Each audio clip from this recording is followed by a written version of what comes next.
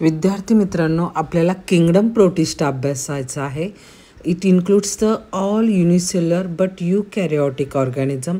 सगळे युनिसेल्युलर आहेत, एकपेशी आहेत. यूकॅरियोटिक आहेत म्हणजे त्याच्यामध्ये न्यूक्लियस आहे. तर याच्यामध्ये आपल्याला प्लांट लाईक प्रोटिस्ट अभ्यासायचे आहे, ज्यांना आपण फायटोप्लँक्टॉन असंही म्हणतो किंवा त्यांना आपण क्रिसोफाइट्स असंही म्हणतो. मायक्रोस्कोपिक असतात. हे आपल्याला समुद्राच्या पाण्यामध्ये सापडतात. यांना आपण डायॲटम्स असं म्हणतो.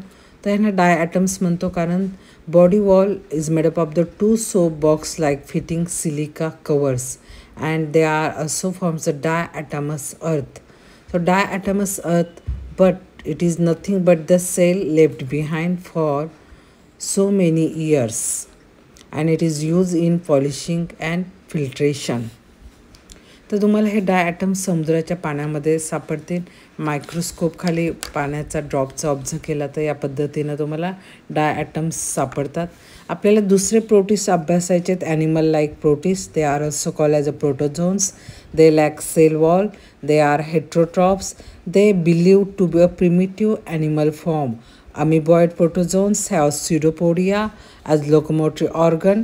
Amoeba is free-living, but entamoeba is an endoparasite and causes the amoebic dysentery.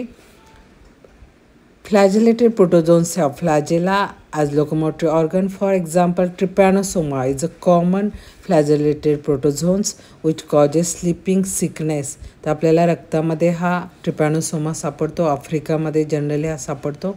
पुढचा अभ्यासाचा आपल्याला पॅरामेशियम हा सिलिएटेड प्रोटोझोन आहे. आणि पुढचा आहे प्लाझ्मोडियम. हा प्लाझ्मोडियम जो आहे तो आपल्याला रक्तामध्ये सापडतो आणि ह्या प्लाझ्मोडियममुळं आपल्याला मलेरिया होतो रक्तामध्ये. या पद्धतीनं आपल्याला मायक्रोस्कोप खाली हा प्लाझ्मोडियम दिसतो. मॉस्किटो बाईटमुळं हा आपल्या शरीरामध्ये येतो. रक्ता